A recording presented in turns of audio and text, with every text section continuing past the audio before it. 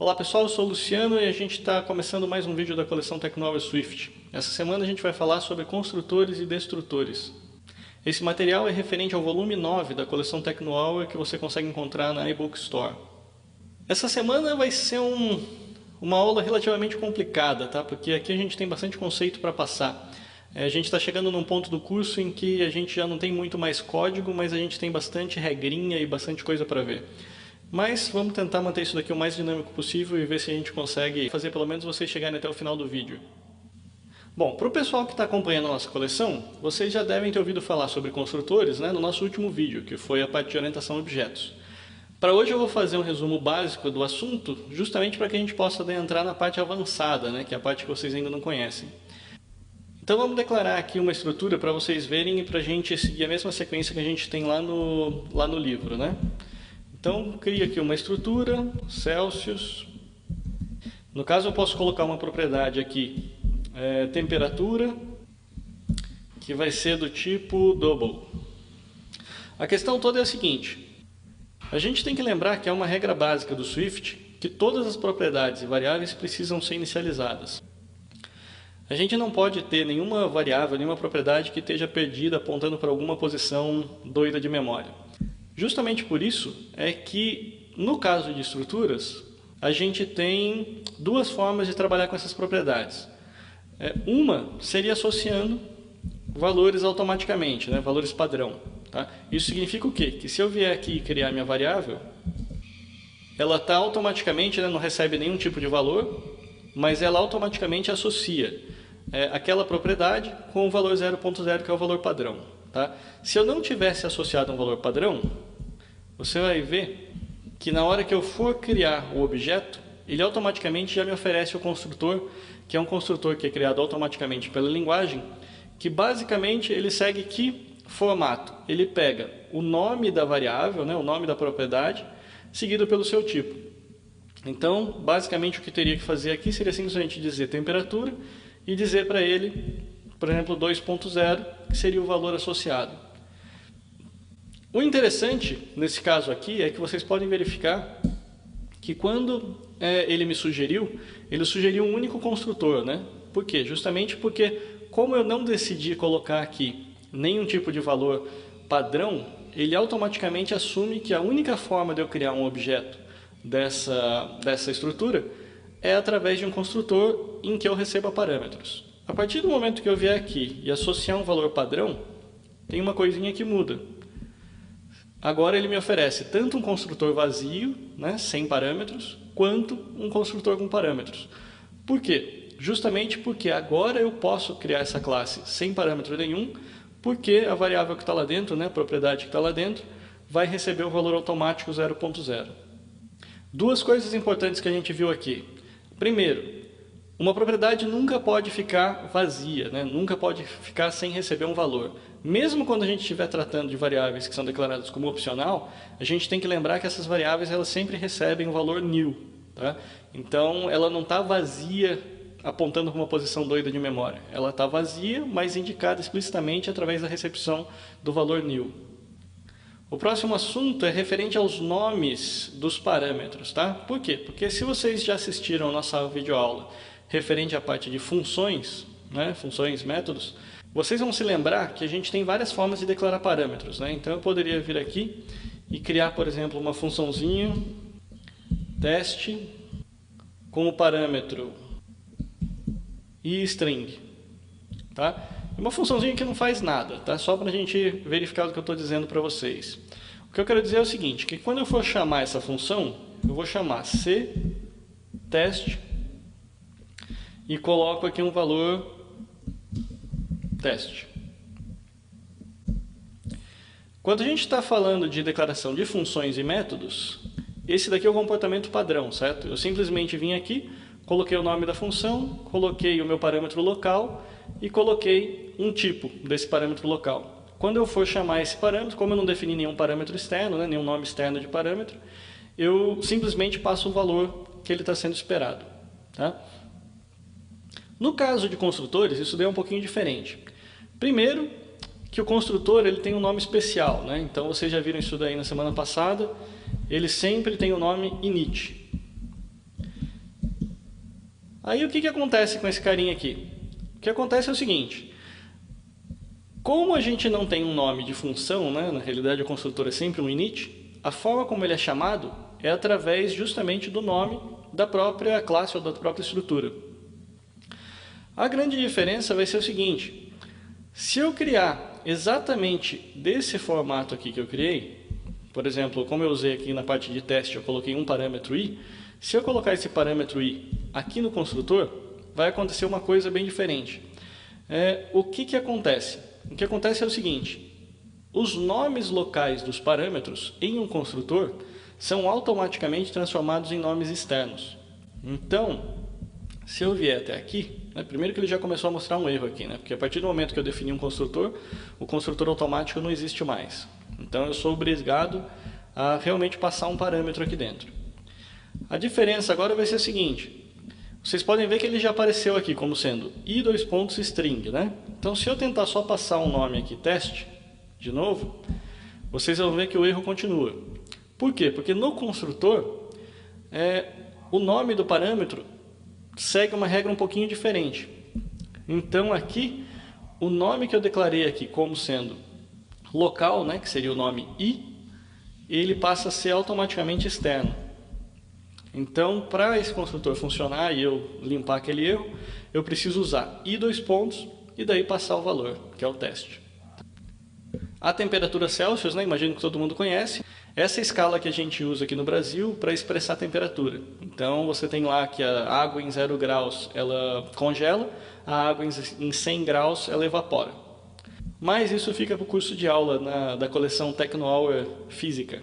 Mas voltando então para o caso do construtor, a gente tem então agora um construtor vazio que inicializa a nossa temperatura em 0. A partir de agora eu posso criar novos construtores. Então eu posso vir aqui e fazer um construtor, por exemplo, que nesse caso a gente vai começar a deixar ele um pouquinho mais bonito e vai falar o seguinte: eu quero criar então um objeto da classe Celsius, que vai guardar informação de acordo com a escala Celsius, mas eu quero então oferecer construtores que consigam converter de uma escala de temperatura para outra. Então, por exemplo, nos Estados Unidos o pessoal usa a escala Fahrenheit. Então a gente pode criar então um parâmetro em Fahrenheit. Esse em Fahrenheit vai ser o nome do nosso parâmetro local, que vai ser do tipo double. E ele vai guardar meio que uma temperatura temporária para a gente. Por que temporária? Justamente porque a gente vai pegar e vai converter esse valor para a gente poder guardar em Celsius, que é a escala principal dessa estrutura. Nesse caso, se a gente fizer uma busca na internet, a gente vai perceber o seguinte: a gente vai perceber que a temperatura em Celsius é igual precisa de uma formulazinha, Então vai ser o em Fahrenheit menos 32. Ninguém nunca sabe por que os Estados Unidos usa essa escala, porque é uma escala totalmente esquisita. Mas para você converter então de Fahrenheit para Celsius, a gente precisa tirar 32 e dividir por 1,8. Agora a gente pode criar uma variável, por exemplo, de congelamento, que vai ser uma estrutura em Celsius, que representa o ponto de congelamento da água. Então o que eu posso fazer? Eu venho aqui, Celsius, você pode ver que ele oferece para mim dois construtores. Ele pode ser criado tanto com o construtor vazio, e daí ele já receberia 0 de qualquer jeito, ou a gente pode criar usando o construtor que recebe o grau em Fahrenheit e vai converter isso daí para Celsius. No caso, na escala de Fahrenheit, para a gente ter a temperatura de congelamento da água, a gente tem a 32 graus positivos. Então, se a gente criar então essa estrutura Celsius nesse valor, a gente pode dar uma olhadinha daí depois na temperatura de congelamento, e a gente vai ver convertido para 0. Por quê? Porque o que está sendo armazenado aqui dentro, na verdade, é o valor em Celsius. Então ele primeiro recebe o valor em Fahrenheit, converte para Celsius e coloca ele de volta. E vocês podem perceber então que o mesmo nome do parâmetro local foi o nome que foi usado aqui como parâmetro externo. Nesse caso é diferente, então, como eu falei para vocês, da declaração de métodos, porque nos métodos você precisaria declarar esse valor aqui de forma explícita aqui na função. No caso de construtores é automático, justamente para facilitar a vida de vocês. Agora, e no caso de eu querer eliminar esse comportamento padrão, né? Eu não quero usar o nome local como sendo o nome de parâmetros. Na realidade, eu posso simplesmente dizer que eu não quero nem ter um nome de parâmetro externo. Em que situação que isso daí poderia acontecer? Seria justamente se eu quisesse criar uma estrutura de Celsius, onde eu tivesse o próprio grau Celsius, né? Então não faria sentido converter de nada para nada, seria simplesmente colocar o valor ali integral. Se eu fosse criar seguindo essa mesma rotininha, então eu poderia fazer um int em Celsius do tipo double. Acontece que se eu fizer isso, né, eu simplesmente venho aqui, faço um self temperatura, recebe em Celsius. Então até aqui tudo bem, tranquilo, né? A única coisa que seria um pouco chata aqui seria o seguinte, que na hora que eu fizesse, por exemplo, congelamento, recebe Celsius. Olha aqui, vocês vão ver que o nome externo está aqui de forma obrigatória, né? Então eu sou obrigado a usar aqui o em Celsius 0.0. Então isso fica uma coisa meio redundante, né? Isso é uma coisa que fica meio chata nessa situação. Nas outras situações onde eu quero fazer conversão, na realidade o nome do parâmetro ajuda, né? Justamente para que você saiba o que está acontecendo, você está convertendo a partir de quê, né? Então isso daqui realmente faz sentido que você tenha. Mas nesse caso aqui não faz, justamente porque se eu simplesmente deixasse 0.0 aqui, seria meio que intuitivo entender que eu estou criando alguma coisa justamente na própria escala Celsius. Por isso é que a linguagem permite que a gente sobrescreva esse padrão, né, e meio que remova esse comportamento padrão. Para isso, ele usa a mesma sintaxe que a gente já viu lá das funções e métodos. Então, basta que eu venha aqui na frente, né, onde eu normalmente colocaria um outro nome aqui, que seria o parâmetro externo, eu uso o traço baixo. Uma vez que eu use o traço baixo, ele está dizendo, olha, eu não quero que você use um nome externo para esse parâmetro. Então você pode ver que até apareceu agora aqui um erro, justamente por quê? Porque ele não reconhece mais esse parâmetro aqui que a gente usou, né, esse parâmetro externo. Então para isso basta eu eliminar e com isso o erro some e a gente consegue então criar uma outra variável, que agora é uma estrutura, um objeto da estrutura Celsius, com o valor 0.0, sem o nome de parâmetro externo. Outro exemplo aqui para vocês, eu posso colocar, por exemplo, evaporação e criar então essa variável. E aqui, se a gente for dar uma olhada em como é que está lá dentro, dá uma olhada na temperatura, a gente vê que tem 100 lá. Então não foi feito nenhum tipo de conversão, tá? Então com isso, a gente elimina também o item de eliminação de nomes externos. Agora, uma coisa que é um pouquinho esquisita, né? Eu tive que me acostumar com isso dentro da linguagem, é o seguinte. O que acontece, né? A gente sabe que todas as variáveis precisam ser inicializadas. Se eu vier aqui, né, no corpo do meu programa e criar uma constante, letTest igual a alguma coisa, tá? Por ela ser uma constante, é óbvio, eu não posso fazer uma coisa desse tipo, receber outra coisa.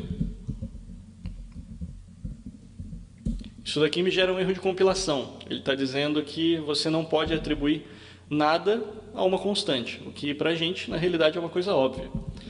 Agora, quando eu estou falando dentro de uma estrutura ou dentro de uma classe, eu posso vir aqui, criar uma constante, atribuir alguma coisa aqui dentro, tá? Para dizer que ela tem um valor padrão.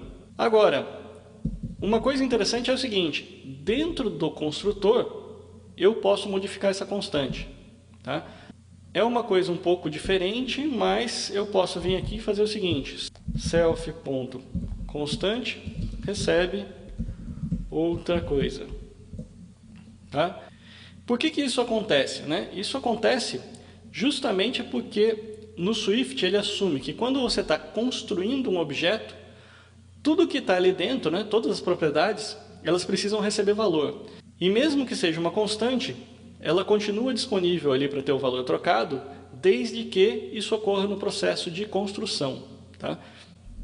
O que eu quero dizer com isso? Eu quero dizer o seguinte, que se eu tiver uma outra função aqui, e tentar aqui dentro fazer uma troca,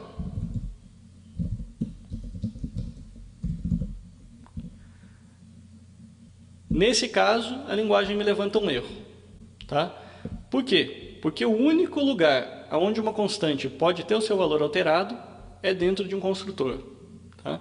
Então, isso é mais, na realidade, uma flexibilidade que a linguagem dá para você, para que você não tenha que se limitar a criar. Porque se você tivesse que criar aqui uma constante com um valor padrão e que nunca mais pudesse ser modificado, você estaria praticamente criando uma constante estática, né? Então, talvez isso não fosse muito útil para você em todos os seus objetos. Tá?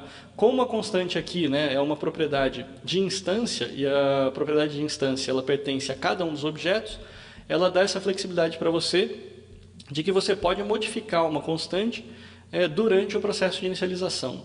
Tá? Mas nunca fora do processo de inicialização e muito menos de fora da classe, de fora da estrutura. Tá? Então, só para fechar esse conceito, porque esse daqui é um pouco mais confuso, quando você estiver usando um construtor, você pode alterar o valor de constantes. Os construtores automáticos, a gente já tinha falado um pouquinho antes, então só para formalizar, foi justamente a situação em que eu não tinha nenhum construtor, tá? Quando eu não tenho nenhum construtor, se eu apagar isso daqui, a linguagem cria um construtor para mim. E esse construtor funciona como? Basta eu pegar, fazer, vai ser igual a Celsius. E você pode ver que ele já pega cada um dos elementos, né, cada uma das propriedades que eu tenho dentro da estrutura e me dá um construtor automático aqui para que eu possa inicializar todas essas variáveis. Tá? E como ele tem aqui o padrão, ele também me oferece a construtor vazio, justamente porque todas as minhas propriedades já recebem um valor padrão inicial. Agora eu volto à situação anterior e esse pedaço aqui já foi visto. Como eu também havia comentado com vocês, classes não possuem esses construtores automáticos. Então, se você estiver definindo classes ao invés de estruturas, você é sempre obrigado a criar pelo menos um construtor. Bom, agora a gente chega no assunto onde vai ser específico para a parte de classes. Então, deixa eu até colocar aqui a separação, justamente por quê? Porque tudo que a gente viu até agora vale para classes, estruturas e enumerações. A partir de agora a gente vai começar a falar de construtores designados de conveniência. Tá? E isso é um pedaço que começa a valer só para a parte de classes. Então, para a gente poder começar, né, o que eu usei lá no livro foi uma classe comida, né, como uma classe básica, mas eu achei que comida tinha ficado meio feio, então eu vou acabar colocando aqui como item. Tá? Essa classe item, ela vai ser a base de todo o resto que a gente vai trabalhar a partir de agora. Então, a única coisa que ela precisa ter no momento é uma propriedade nome do tipo string. Aí a gente pode pegar, colocar um construtor designado, que tudo que a gente viu até agora são construtores designados, então é exatamente tudo que você já aprendeu até aqui. Que esse construtor designado, então, ele recebe um nome do tipo string e atribui a self, né? Então, self nome, recebe nome. Agora, isso daqui não tem nada diferente de tudo que você já viu até agora. A partir de agora é que a coisa vai começar a ficar um pouquinho diferente. Embora tudo que a gente tenha visto até agora tenham sido construtores designados, eu não tinha formalizado ainda qual é o papel deles dentro da linguagem. Vocês devem ter percebido que em todos os construtores que a gente usou até agora, a gente sempre tinha a atribuição para todas as propriedades da classe. Tá? Então, esse é o papel formal de um construtor designado. Significa que, quando um construtor designado for encerrado, é obrigatório que todas as propriedades, né, todas as variáveis constantes de dentro da classe tenham sido inicializadas. Tá? Então, isso é o papel formal dele. E eu falo para vocês várias vezes que o Swift ele tenta trazer muito dessas verificações para dentro do compilador. Tá? Por quê? Porque quando você está trabalhando lá, por exemplo, com código em Java, por exemplo, você tem o seu programa, né, que está ali, está rodando bonitinho, mas você tem toda uma camada externa aqui, que é o que a gente chama de sistema de runtime, né, o sistema de execução. Que faz o quê? Esse sistema de execução é quem está garantindo para você qual é o método que está sendo chamado quando você está sobrepondo um ou outro. Ele vai garantir para você, por exemplo, a alocação de memória, vai garantir que você vai apagar a memória quando ela não estiver mais sendo utilizada. Então tem uma sobrecarga relativamente grande que fica rodando aqui em cima do seu programa, tá? Que não necessariamente traz nenhum benefício para você, propriamente dito, tá? Ele está simplesmente consumindo memória e consumindo espaço de memória. Isso daí existe para quê? Justamente para facilitar a sua vida, para você não ter que ficar se preocupando em limpar a memória, esse tipo de coisa. Como o Swift está focado em aparelhos que são relativamente limitados, né, ou pelo menos costumavam ser, né? Hoje, se você pegar um celular, ele tem praticamente o mesmo processamento que um computador de mesa. Mas a gente está sempre assumindo que a gente está desenvolvendo um software para funcionar em aparelhos limitados, né? Ou, na pior das hipóteses, mesmo que eles não sejam limitados, a gente quer que o nosso software rode o mais rápido possível, tenha a melhor performance possível. Por isso é que o Swift resolveu que, ao invés de ter essa camada toda rodando em cima do nosso equipamento, né, em cima do nosso software, ele resolve deixar essa camada limpa, ou pelo menos o menor possível. Por isso é que ele cria, então, algumas travinhas na linguagem para garantir que você não vai fazer nada errado, né, entre aspas, e vai verificar tudo isso daí em tempo de compilação. Por quê? Porque durante a compilação, você está tranquilo, certo? Você está rodando aqui no iMac ou no MacBook, ou o que quer que seja, que você está desenvolvendo o seu software. A partir do momento que ele garante tudo isso na compilação, ele não vai precisar ficar verificando tudo isso junto com o seu programa lá no aparelho onde ele vai estar rodando. E a questão dos construtores de conveniência é justamente uma dessas travinhas. Por quê? Porque eu poderia chegar aqui agora e falar o seguinte, olha, eu quero criar uma classe, né, quero criar um objeto dessa classe, mas eu não quero atribuir nenhum nome a ela.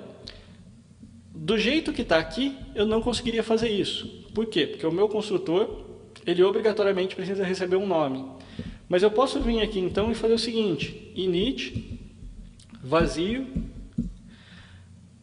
Eu até poderia usar na forma de um construtor designado, se eu fizesse da seguinte forma, self.nome recebe sem nome, por exemplo. Mas aí o que acontece? Eu não estou usando uma característica interessante da orientação a objetos, que é justamente o reuso, né? Eu não estou reusando, eu estou escrevendo duas linhas aqui que são praticamente a mesma coisa. Quando eu estou numa situação dessa, eu posso vir aqui e simplesmente fazer o seguinte. Eu posso chamar self.init e passar para ele o nome, sem nome. Com isso, o código já ficou um pouquinho melhor, tá? Mas aí eu já comecei a ganhar uns erros aqui, justamente pelas travinhas do Swift. O primeiro é um erro bobo. Na realidade, eu tinha esquecido de colocar o nome do parâmetro aqui. Agora, o segundo erro está justamente relacionado à questão de que, quando eu estou criando um construtor que o único papel dele é criar uma nova assinatura, né? Na realidade eu estou justamente aqui, você pode ver que ele não tem comando nenhum, a única coisa que ele faz é definir um valor padrão que vai ser associado ao nome. A própria linguagem já diz que quando eu estou nessa situação, eu sou obrigado a criar um construtor de conveniência. Então eu preciso usar essa palavrinha aqui, convenience, na frente. Por quê? Justamente porque é o seguinte, o construtor de conveniência, ele não tem a mesma obrigação do construtor designado. Aqui eu poderia, por exemplo, fazer algum tipo de cálculo. Normalmente eu nem trabalharia com nenhuma das variáveis, né, nenhuma das propriedades de dentro da classe. Por quê? Porque todo construtor de conveniência é obrigado a chamar no final um construtor designado. Tá? Então aí você vê a pegadinha que a Apple colocou. Ela diz o seguinte, vamos lá, 3 regras básicas. Primeiro, você nunca pode ter variáveis que não têm valor atribuído. Segundo, todo construtor designado é obrigado a definir, a atribuir valores a todas as propriedades da classe. Terceiro, um construtor de conveniência sempre precisa terminar chamando um construtor designado. Isso daqui cria meio que uma cadeia, né, que é o que a gente chama de cadeia de inicialização, que a gente vai ver em mais detalhes daqui a pouco, que faz com que ele garante, durante a compilação, que todas as propriedades da classe vão ser inicializadas independente de qual é o construtor que você está usando. Tá? Por quê? Porque se eu chamar de conveniência, em algum momento eu vou ser obrigado a chamar um designado. Tá? E o designado vai, então, atribuir todas as variáveis. Se eu começar construindo usando um construtor designado, ele mesmo já tem o papel de obrigação de setar todas as variáveis da classe. Então isso garante para mim que, independente de como eu crio um objeto dessa classe, sempre todas as variáveis vão ser atribuídas. Tá? Isso é o que a gente tem então como sendo construtores de conveniência e construtores designados. Tá? E como ele faz essa verificação então, nem tempo de compilação, toda essa performance de verificação não é afetada. Por quê? Porque ele não tem um código de verificação lá dentro do seu aparelho, quando você estiver rodando isso daí lá no seu iPhone ou no seu iPad. Tá? Então isso deixa a aplicação mais rápida. Como as coisas nunca podem ser muito simples, né?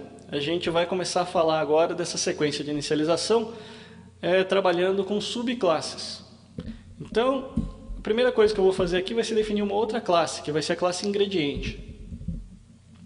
Essa classe ingrediente, ela é das características de item e ela tem uma variável a mais, né, uma propriedade a mais, que é a quantidade,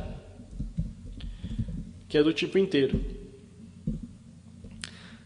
Ela vai ter então um construtor que recebe nome, quantidade,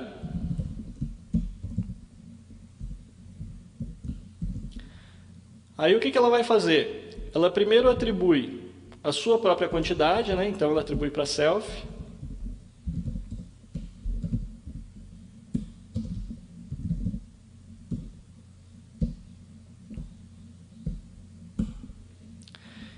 E na sequência ela pode chamar então o super. Com qual dos construtores que eu uso? Eu posso usar o construtor então nome e passar o nome para ele.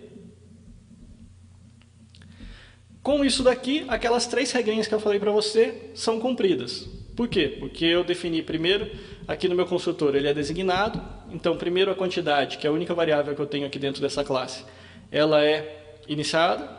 Na sequência eu chamo um construtor designado da minha superclasse, que vai fazer o quê? Vai garantir que as variáveis dele também sejam inicializadas. Agora, e se eu quisesse criar aqui um construtor que fosse um init vazio, né? Por quê? Porque aqui eu estou sendo obrigado então a criar a minha classe ingrediente sempre passando o nome e a quantidade. Então agora eu quero ter um de conveniência de novo, que vai receber, por exemplo, somente o nome. A primeira coisa que a gente vê aqui de errado é o seguinte: já existe na minha superclasse um construtor que recebe nome. Então, no mínimo, eu preciso colocar aqui a palavrinha override, para mostrar para ele que eu estou fazendo uma sobreposição. Agora, nesse caso, o que mais que eu preciso fazer? Eu posso fazer o seguinte: vamos chamar o self.init. Então, eu vou chamar o meu próprio construtor designado da classe ingrediente, vou passar para ele o nome. E como quantidade, basta passar 1, por exemplo. Mais uma vez, aparece aquele mesmo errinho. Quando eu faço esse tipo de construção, não faço nada aqui dentro, além de chamar o meu construtor designado, esse carinha aqui, além de ser um override, ele também é de conveniência.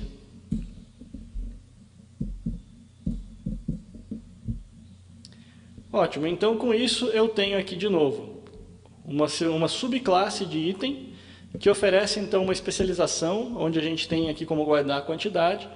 A gente tem 2 construtores, um construtor que recebe nome e quantidade, um construtor que recebe nome. Em 90% dos casos, quando vocês estiverem programando para iOS, vai ser mais ou menos isso daqui que vocês vão encontrar. Tá? Agora, a questão é que tem algumas regrinhas aqui que eu não tenho nem como ficar demonstrando muito para vocês, mas que eu vou ler para vocês e vou mostrar aqui o exemplo que a gente tem no gráfico do livro, justamente para deixar bem formalizado para vocês terem essa referência de como que esse processo de inicialização precisa funcionar, tá? Porque isso daqui que eu fiz até agora, embora ele pareça bem óbvio, ele segue regras, tá? Então eu quero deixar meio que registrado aqui essas regras, justamente para que vocês depois possam ir até lá no livro e daí depois vocês podem entender melhor. Se vocês não seguirem essas regras, é bem provável que vocês acabem tendo problemas de compilação, tá?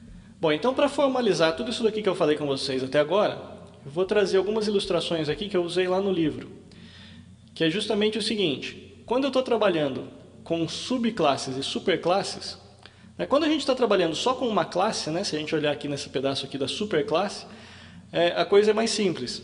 Significa simplesmente o quê? Sempre que um operador de conveniência for chamado para criar um objeto, ele pode tanto chamar um outro construtor de conveniência ou um construtor designado. Tudo para garantir aquilo que eu falei para vocês. Todas as propriedades sempre precisam ser inicializadas. Como um de conveniência sempre é obrigado a chamar um designado, então, seguindo essa regra, nunca vai ter como fugir a situação de que um designado vai ser chamado e todas as variáveis vão ser inicializadas. No caso de uma subclasse, a regrinha é a seguinte: é a mesma, a conveniência sempre tem que chamar um designado, mas ela tem uma regrinha adicional, que é sempre um designado vai ser obrigado a chamar um designado da superclasse. Isso por quê? Porque o designado da subclasse vai garantir que todas as minhas propriedades locais estejam inicializadas. Como eu sou obrigado a chamar o da superclasse, ele vai garantir que todas as propriedades da superclasse também sejam inicializadas. Como isso daqui vira uma cadeia, se eu tiver várias superclasses, então eu vou ter sempre todas as minhas propriedades inicializadas antes de fazer qualquer coisa. E aí a gente tem o seguinte, uma coisa que é um pouco fora do tradicional também, se eu voltar aqui para o código.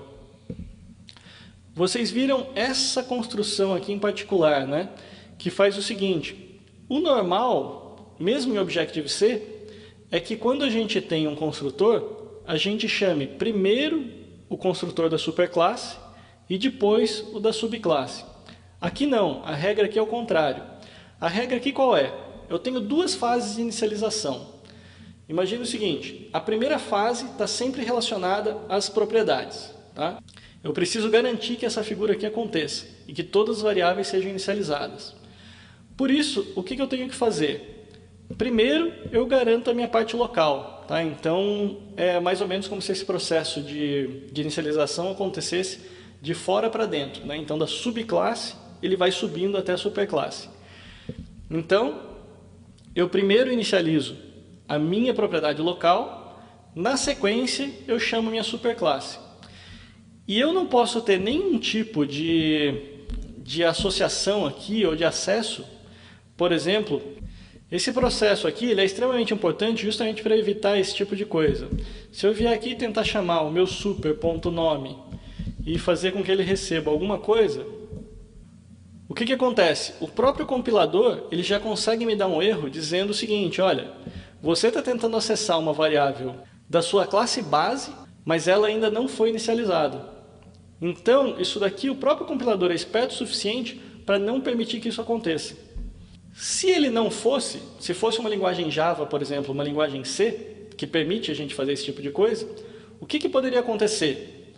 Eu colocaria, por exemplo, o teste aqui dentro da variável nome, mas aí, quando eu chamasse o meu construtor da superclasse, o construtor da superclasse ia colocar alguma outra coisa.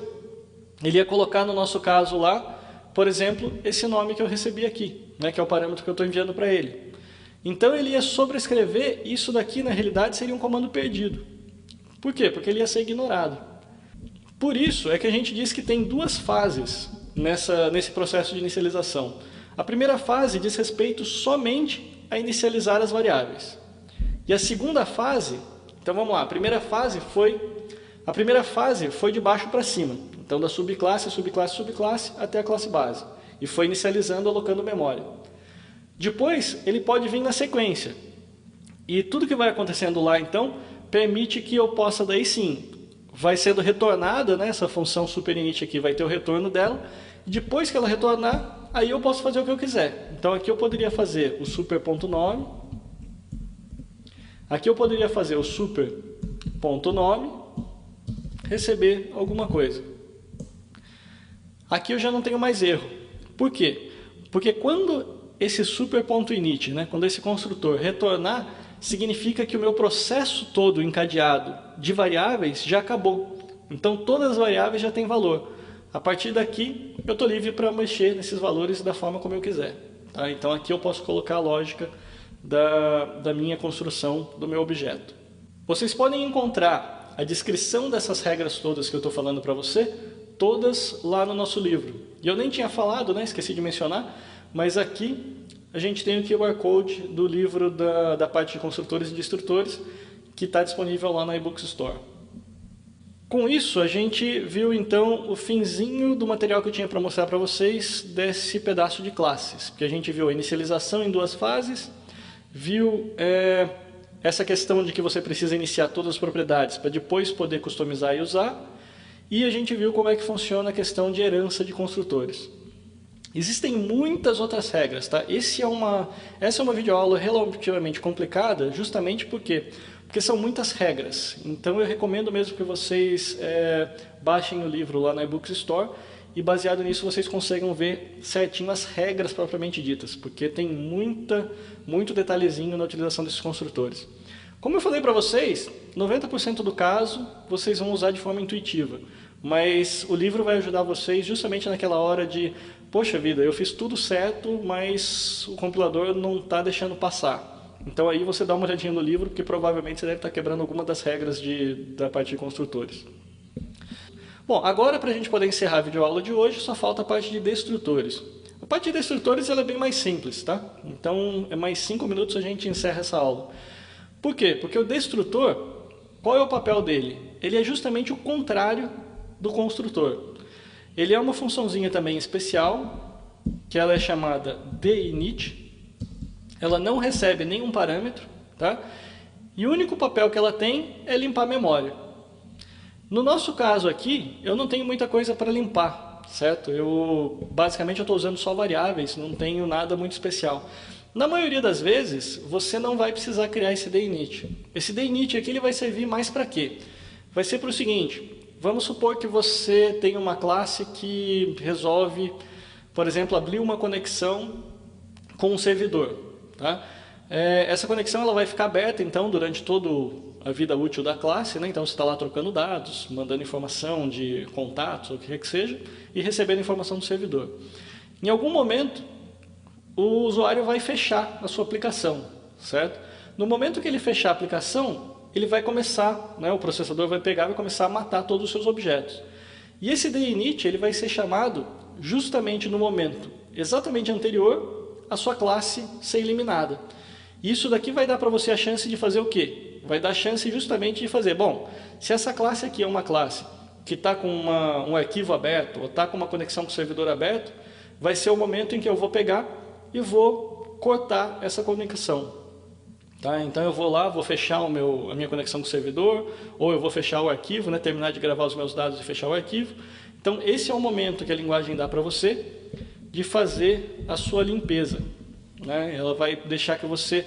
como a gente não tem limpeza de memória mais, porque isso daí é tratado tudo automaticamente pelo ARC, a gente tem a limpeza dos recursos que a gente está usando. Tá? Então, às vezes a gente está usando algum recurso de OpenGL, alguma coisa mais específica, que precisa que a gente feche isso daí no final. Esse é o momento para fazer isso. Tá? Então, esse é o destrutor. Viu? Prometi para vocês que ia ser rápido. É rápido mesmo. Com isso, a gente encerra então a videoaula referente ao 9º livro da coleção Technohour Swift. Eu já mencionei para vocês, né, o gerenciamento de memória através do ARC. Esse é o tema da nossa próxima aula. Hoje a gente está no dia 27 de setembro, né, então eu fico feliz de dizer para vocês que o último volume dos livros, né, da coleção Technohour vai ficar disponível no iBook Store na semana que vem. Então acredito que a partir do dia 30, a partir ali do dia 1º de outubro, a gente deve estar com o último volume sendo lançado. E gostaria de dizer para vocês então que agora eu vou tentar focar na parte dos vídeos, né, para a gente poder encerrar daí todos os vídeos das videoaulas da coleção. E também já dizer para vocês ficarem de olho, porque eu fiz aquela enquetezinha com vocês lá no nosso site, eu vi que a grande maioria continua interessado na parte de desenvolvimento para iOS, então eu devo começar a próxima coleção do TechnoHour vai ser justamente referente à programação para iOS propriamente dito. Tudo que a gente está vendo aqui até agora nessa coleção é referente à linguagem Swift, então essa daqui é a base, né? Não teria nem como eu começar a falar da programação para iOS sem que vocês conhecessem Swift.